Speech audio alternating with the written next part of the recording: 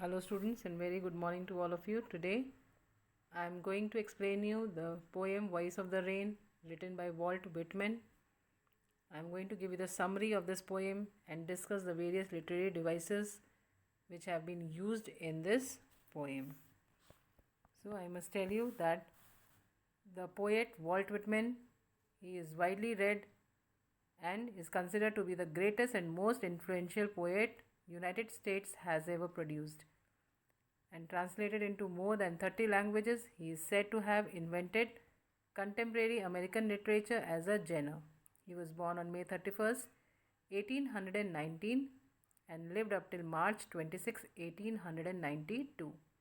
He is known for innovation in verse form, that is, the use of free verse in long rhythmical lines. And this poem, Voice of the Rain, is a dialogue between the poet and the rain, where, calling itself the poem of the earth, the rain explains its life cycle. Rising from the sea and the land in vapors form, the raindrops fall back, giving the world relief from drought and settling dust all over.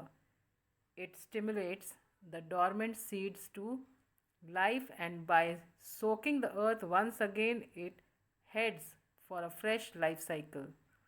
And a parallel is drawn between music and rain. So, in this poem, the Voice of the Rain is celebrating the coming of rain, is a nature poem. So, we can say that this poem, Voice of the Rain, celebrating the coming of rain, is a nature poem. Fascinated by spontaneity and soothing effects of the rain, the poet asked it for an introduction. And to his great surprise, the rain did introduce itself and call itself the poem of the earth. And it gave a detailed account of its cyclic movement. Unnoticed by the people around, the vapors rise as clouds from the womb of the earth, and the unfathomable sea taking non distinct shapes. And inside of this transformation, this vapor turned water basically remains the same, and the rain falls from heaven above, quenching the thirst of every single tiny particle and quelling the drought. Helping in the germination, it stirs life into the dormant seeds. By drenching the earth, it prepares ground for another cycle of life for itself. This incessant process keeps on enhancing its beauty and purity over and over again. And towards the end of the poem, a parallel is drawn between rain and music. Just as rain originates from the womb of the earth, music also emanates from the heart of the singer. And the rain falling all over drenches everything, preparing to start another cycle. And music reverberates all over, irrespective whether someone listens to it or not. And it echoes in the heart of the singer, exuding a sense of joy and satisfaction. Quite akin to each other, the rain and the music make the world more livable. In other words, we can say that in this poem, the poet asks the soft falling shower, "Who are you?" To which she replies that she is the poem of the earth. And it is a strange thing for the rain to reply to the poet. The rain told the poet that she cannot be touched, as she rises in the form of water vapor in the sky from the land and the bottomless sea. And it changes its shape, yet it remains the same. The vapors also changes into clouds due to condensation. Then it falls back on the surface of the earth to provide water to the drought prone areas and to beautify and purify the earth, that is its birthplace. It provides life to the seeds inside the earth and helps them grow. Then the rain doesn't care if anyone bothers about her deeds or not. And she completes her work and comes back home. The poet also compares the rain with a song as they both share a common journey. The song originates from the heart of the singer and travels across to fulfill the aim and comes back with due love for the singer, that is, its originator. This poem, Voice of the Rain, is a short free verse poem. It is written in free verse by this American poet Walt Whitman and originally published in a periodical called Outing in 1885. It was later reprinted in The Leaves of Grass, Whitman's most celebrated collection of the poem. So, in this poem, Voice of the Rain, the personified figure of the rain compares itself to poetry, and in describing its own cyclic nature, the rain also illuminates the essential characteristics of poetry.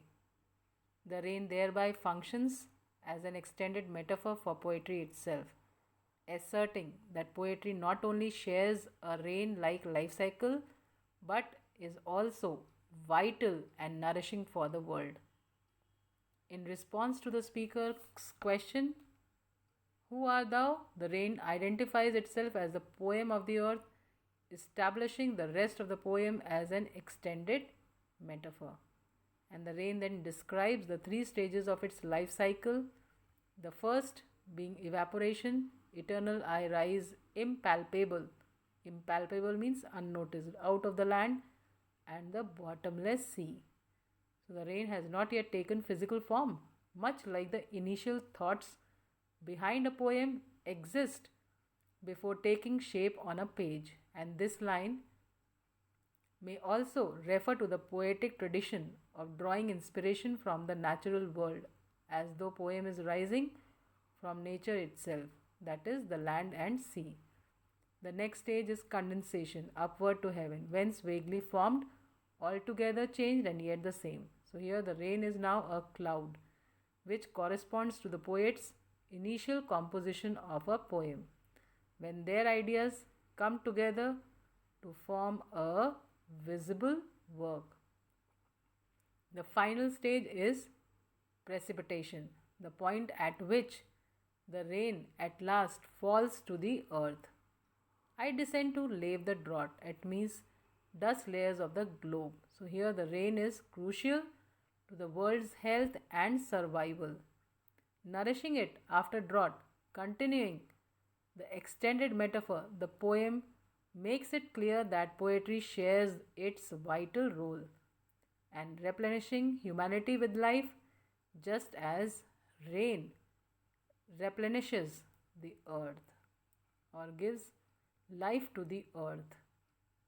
Then, towards the end of the poem, the rain again highlights its role as the life sustaining force, claiming that poetry is just as essential.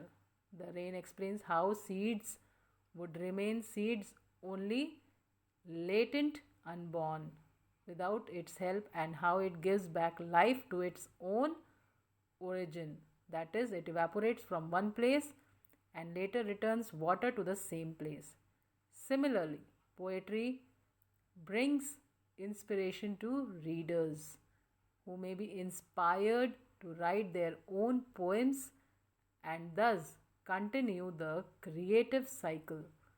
The rain's mention of unborn seeds also situates poetry as a life source, suggesting that humans need poetry to grow just like seeds need rain. And the final two lines draw another direct link between poetry and rain. For a song issuing from its birthplace after fulfillment, wandering, wrecked or unwrecked, duly with love returns.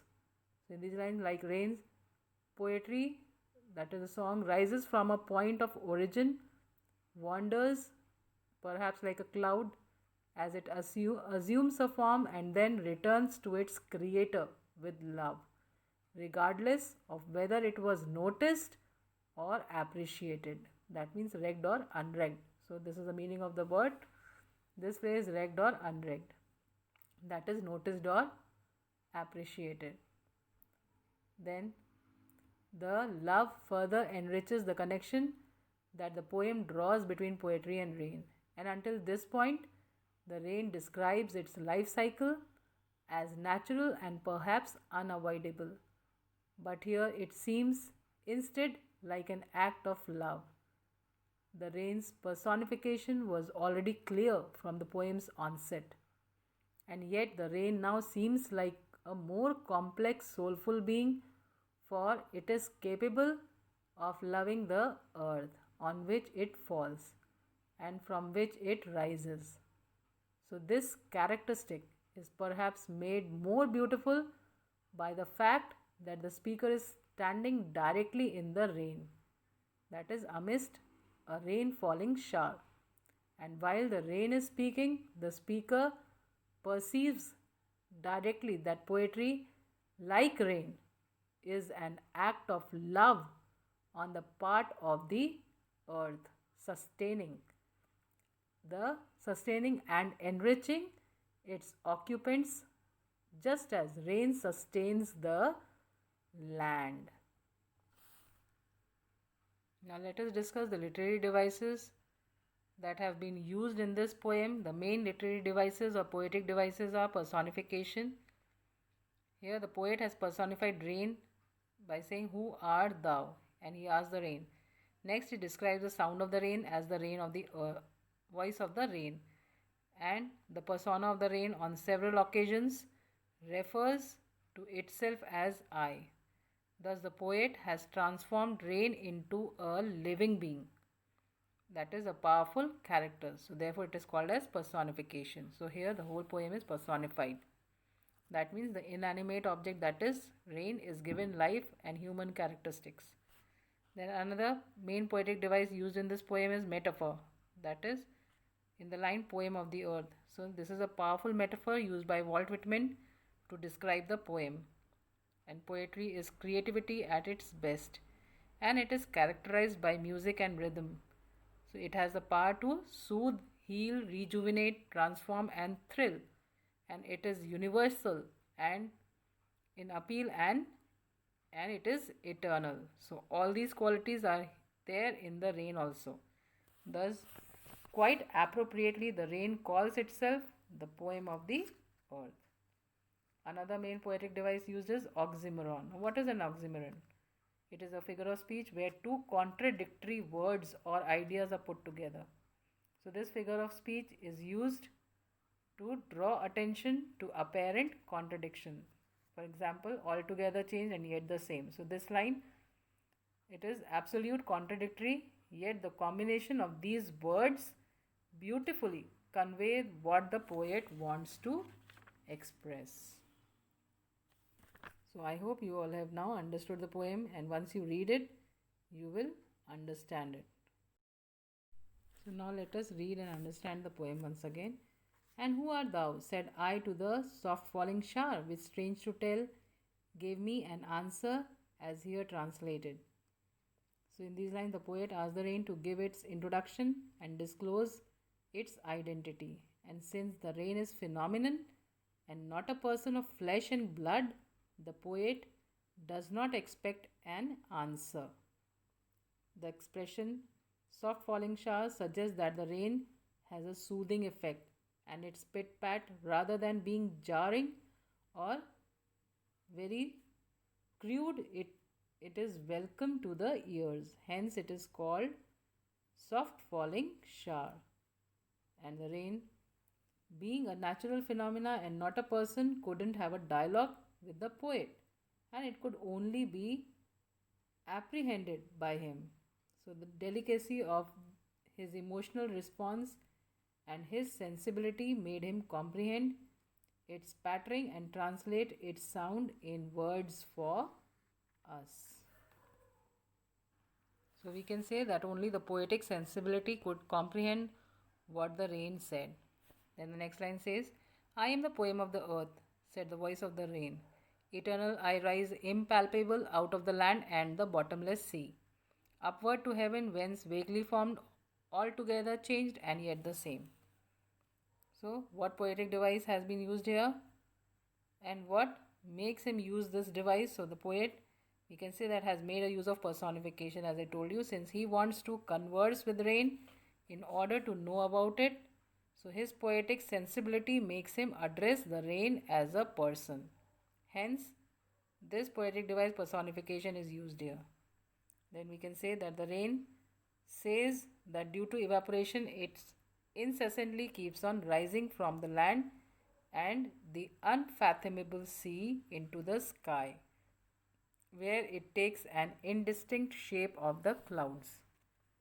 Then this line, I rise, I'm impalpable, means that the rain rises from the surface of the earth and ocean unnoticed by the onlookers because of its vaporous nature. And then on losing its liquidity and turning into vapors, rain assumes a totally different look and character. Yet, since vapors and water are basically one and the same thing and they can get transformed into each other, the rain calls the clouds altogether change and yet the same.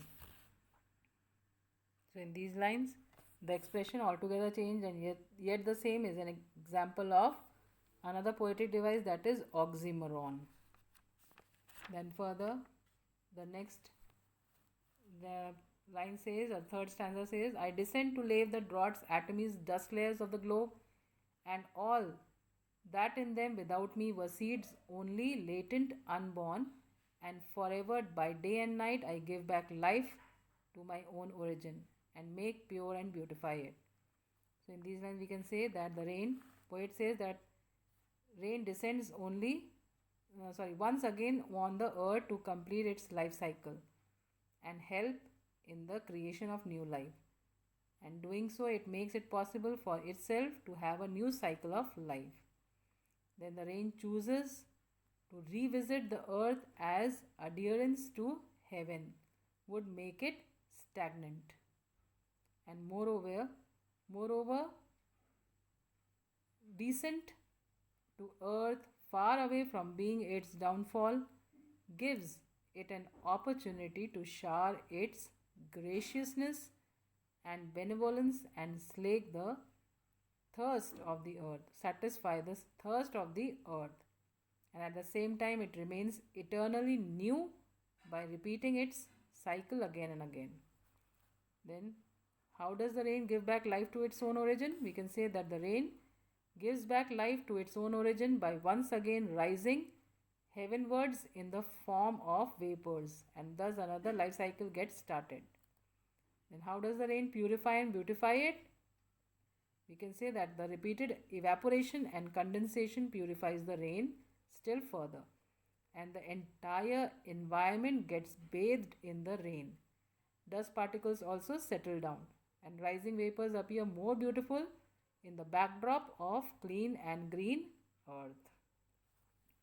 Then, and if I ask you why the last two lines are put within brackets, so we can say that the last two lines of the poem are put within brackets because the comparison of the rain with the song is not an integral part of the poet's experience of the poem, and the line appears to be an afterthought of the poet.